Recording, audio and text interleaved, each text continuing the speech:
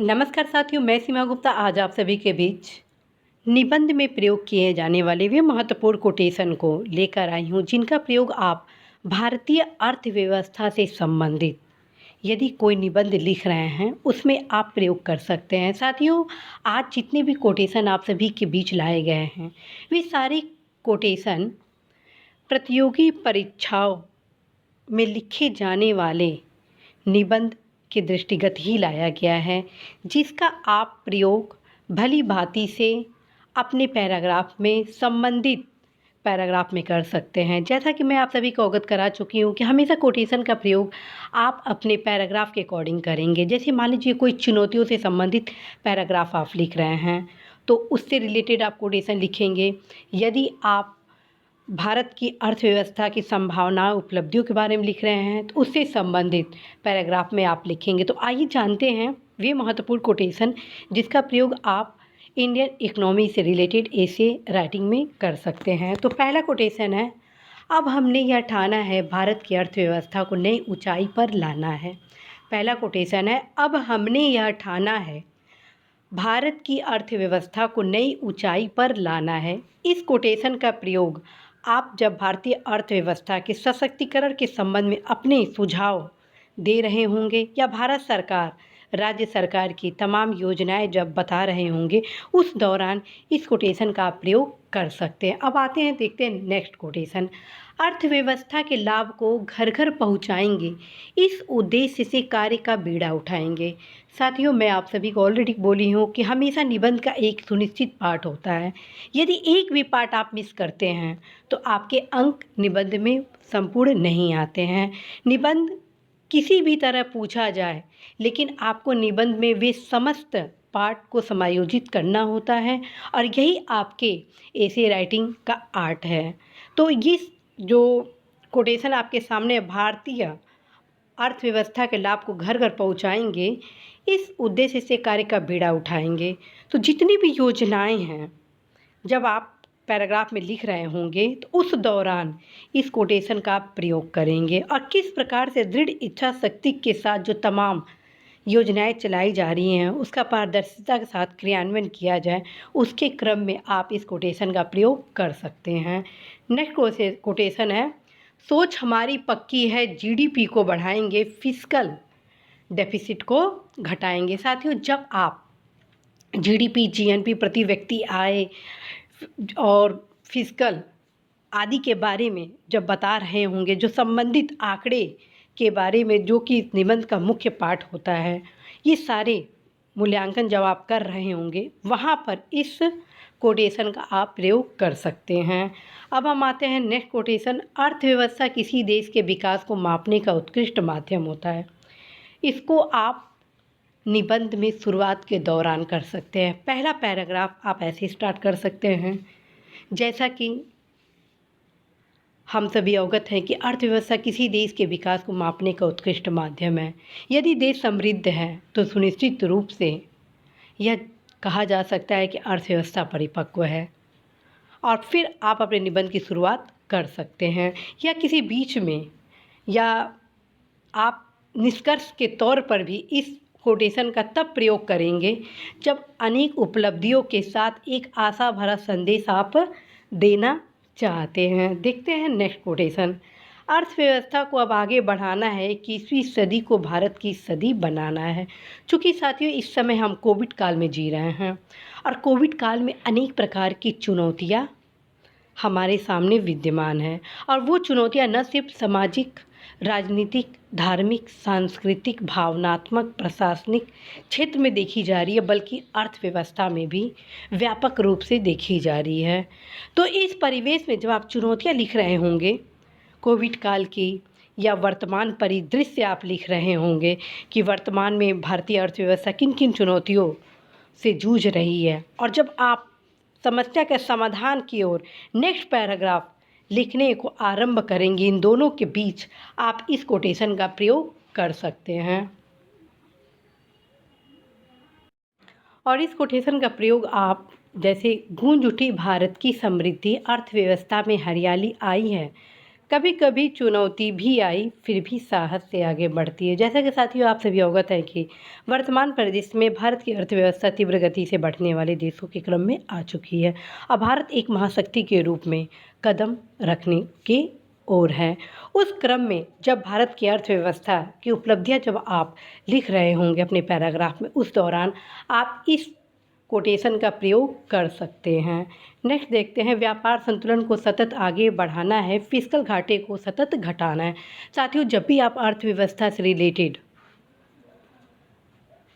निबंध लिख रहे होंगे, उस दौरान आप भारत की जो आर्थिक नीति है, विदेश आर्थिक नीति, भारत अन्य देशों से किस प्रकार की नीतियाँ बना रहा है और बजट में क्या क्या प्रावधान किए गए हैं भारत की अर्थव्यवस्था के प्राथमिक क्षेत्र, द्वितीय क्षेत्र, तृतीय क्षेत्र की समृद्धि के लिए, उस आंकड़े को भी आप कम से कम 2 से 3 लाइन में लिखने का प्रयास करेंगे। और जब आप इस प्रकार के कुछ तथ्यात्मक फैक्ट अपने निबंध में लिखेंगे, उस दौरान आप इस कोटेशन का प्रयोग कर सकते हैं। नेक्स्ट देखते हैं, गरीबी, बेरोजगारी, भुखमरी मिटाना है, देश की अर्थव्यवस्था को सशक्त बनाना है। साथियों, इस कोटेशन का प्रयोग आप निष्कर्ष के रूप में कर सकते हैं। क्यों?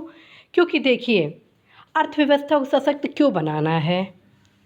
इसलिए बनाना है क्योंकि भारत की जो राष्ट्र निर्माण की जो चुनौतियां हैं, समस्याएं हैं, गरीबी, बेरोजगारी, भुखमरी, आश्रय अभाव, हिंसा, लिंग भेद, पर्यावरण प्रदूषण, इन सभी को दूर कैसे किया जा सकता है? जब तक भारत आर्थिक रूप से समृद्ध नहीं होगा। जब भारत आर्थिक रूप से समृद्ध होगा तो निश्चित रूप से उस समृद्धि का लाभ देश के प्रत्येक नागरिकों तक पहुंचेगी। और जब तक देश के प्रत्येक नागरिक गरीबी रेखा से बाहर नहीं आएंगे, बेरोजगारी से बाहर नहीं आएंगे, भुखमरी से बाहर नहीं आएंगे, हिंसा से बाहर नहीं आएंगे, एक समता मूलक समाज के रूप में स्थापित नहीं होंगे, तब तक वास्तविक समृद्ध अर्थव्यवस्था की स्थापना कैसे संभव है?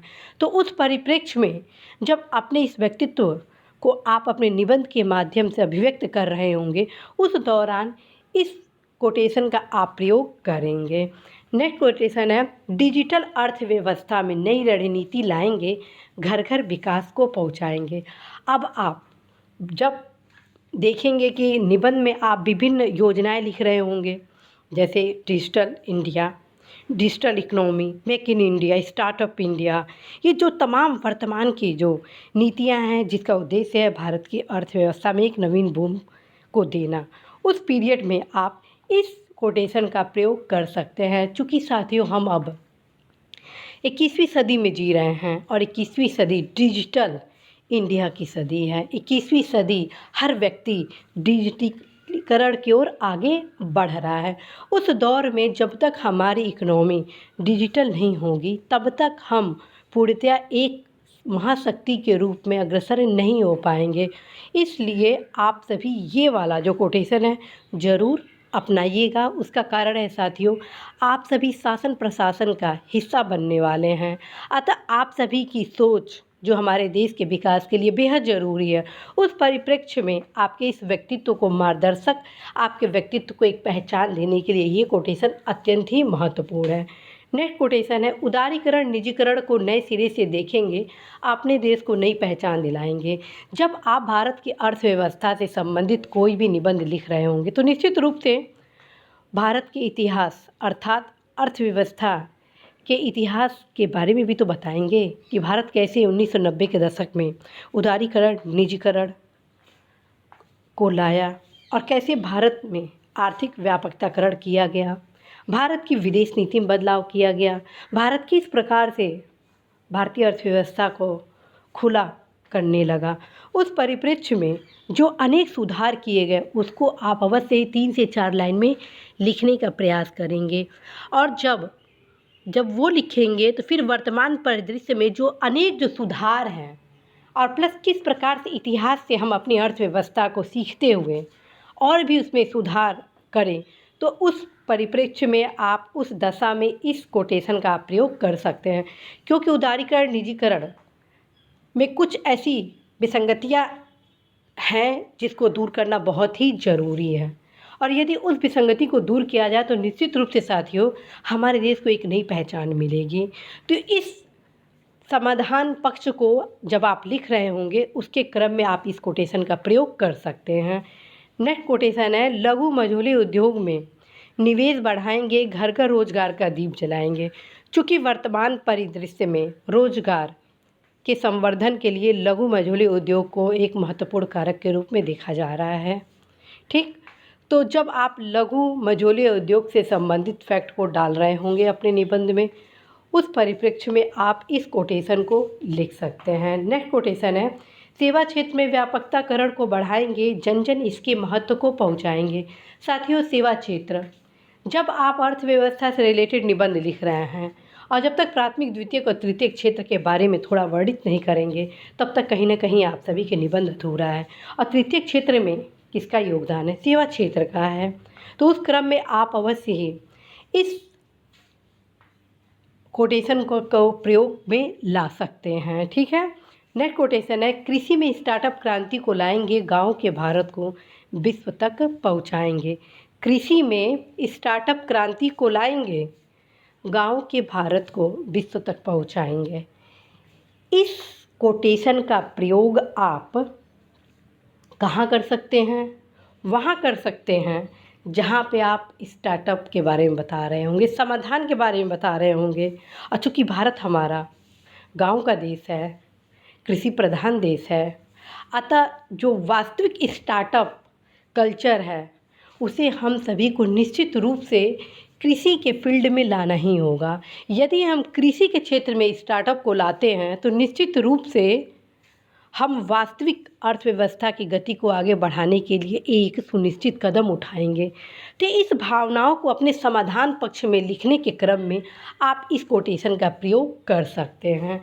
नेक्स्ट कोटेशन है जो कि काफ़ी इम्पॉर्टेंट है और इस उद्देश्य के साथ लाया गया है कि इस परिप्रेक्ष्य को भी आप अवश्य ही अपने भारतीय अर्थव्यवस्था से संबंधित टॉपिक में ज़रूर लिखें। साथियों, हम 21वीं सदी में जी रहे हैं। 21वीं सदी में कई ऐसे आर्थिक संगठन हैं जो कई देशों द्वारा बनाए गए हैं, जैसे बिम्स्टेक हुआ, यूरोपीय यूनियन हुआ। यूएनओ के तहत भी हम सभी अर्थव्यवस्था से संबंधित कई सुधार कर रहे हैं। नई अंतर्राष्ट्रीय अर्थव्यवस्था अर्थात नीति की स्थापना के लिए कई कदम आगे बढ़ाए जा रहे हैं। हर एक महाद्वीप में एक विशिष्ट आर्थिक संगठन है। आसियान, जो कि भारत के दक्षिण पूर्व एशिया देशों का अत्यंत ही महत्वपूर्ण संगठन है। ठीक है, जिससे भारत अपने संबंधों को बनाया हुआ है और भारत आसियान से लगातार संबंध बना रहा है। और इसमें महत्वपूर्ण कारक क्या है? भारत की अर्थव्यवस्था को आगे बढ़ाना, सहयोग प्रदान करना। और इस प्रकार से एक एक संगठन जुड़ती जा रही हैं और पूरे विश्व को एक कर रही हैं। तो आप सभी को किसी संगठन के बारे में बहुत कुछ नहीं लिखना है, बस ये लिखना है कि भारत किन किन आर्थिक संगठनों से संबंध को बनाए हुए हैं, भारत का किन किन आर्थिक संगठनों का सदस्य है, भारत किन किन संगठनों के बनाने की प्रक्रिया में, भारत कैसे हिंद महासागर के संगठन के माध्यम से अर्थव्यवस्था में एक नई बूम को दे रहा है। ठीक है, तो आप लिखेंगे उल्लेखनीय कि आज भारत की अर्थव्यवस्था एक नई दशा देने के लिए, विश्व की अर्थव्यवस्था को एक करने के लिए अनेक संगठन के माध्यम से भी अर्थव्यवस्था में एक नवीनता लाने का प्रयास किया जा रहा है। उल्लेखनीय है कि भारत जहां आसियान, यूरोपीय यूनियन, बिम्स्टेक, सार्क, यूएनओ आदि जो तमाम अफ्रीका यूनियन वगैरह जो भी हैं, मर्कोसूर, सारा कुछ क्वामा लगा के आपको लिखना है, बहुत कुछ नहीं लिखना, बस क्वामा लगा के लिखना है, के माध्यम से अर्थव्यवस्था के सभी क्षेत्रों को आगे बढ़ाने के लिए प्रयास कर रहे हैं। और उसी के क्रम में आप इस कोटेशन का प्रयोग कर सकते हैं। भारतीय अर्थव्यवस्था को विश्व एकीकरण का मार्ग बनाएंगे, 21वीं सदी को हम भारत की सदी बनाएंगे। तो साथियों, आज आप सभी के बीच, आप सभी के परीक्षा के दृष्टिगत कुछ कोटेशन आप सभी के हितों के दृष्टिगत लाया गया है, ताकि आप सभी इस कोटेशन के माध्यम से अपने निबंध को और भी अच्छा कर सके। साथ में यह भी उद्देश्य था कि इस कोटेशन के माध्यम से आप सभी के निबंध में कौन कौन से ऐसे पार्ट होना बहुत ज़रूरी है, ये भी बताना एक उद्देश्य था। उसी के क्रम में साथियों, आज ये तमाम कोटेशन आप सभी के बीच लाया गया है। आप अवश्य ही इन सारे कोटेशन को नोट डाउन कर लीजिए। जैसा कि मैं आप सभी को अवगत करा चुकी हूँ कि मेरे द्वारा आप सभी के बीच 21+1 एसी का टॉपिक दिया गया है, जो कि इसी यूट्यूब चैनल के प्लेलिस्ट में मौजूद है, जो कि एसी क्लासेस से संबंधित है। आप अवश्य ही उस 21+1 एसी के टॉपिक वाले क्लास को अटेंड करिए, नोट डाउन करिए। साथ में जो भी टॉपिक आपको 21+1 बताया गया है उसका एक अवश्य ही नोट्स बनाइए। नोट्स कैसे बनाएंगे फिर सब कुछ आपको बताया गया है, तो आप अवश्य उसको फॉलो करें। साथ में हर वीकेंड पर आप सभी के बीच निबंध से संबंधित टेस्ट सीरीज इसी यूट्यूब चैनल के माध्यम से लाया जाता है तथा एक व्हाट्सएप नंबर भी आप सभी को प्रोवाइड कराया जाता है, जिसमें आप सभी द्वारा लिखे गए निबंध को उपलब्ध कराया जाता है और आप सभी को व्यक्तिगत रूप से आपकी कॉपियों को जांच कर मूल्यांकन कर आपके बताया जाता है कि आपके निबंध में कौन कौन से और भी सुधार के पक्ष हैं। तो यदि आप हर वीकेंड एक एसी को लिखने का अभ्यास अभी से आरंभ करते हैं तो निश्चित रूप से साथियों आप एक बेहतर निबंध लिखने का आर्ट डेवलप कर लेंगे। साथियों इसी उद्देश्य से, इसी लक्ष्य से आज आप सभी के बीच ये महत्वपूर्ण कोटेशन आप सभी के बीच लाई हूँ। आशा करती हूँ कि आप सभी अवश्य ही एक निबंध हर वीकेंड पर ज़रूर लिखेंगे। नमस्कार।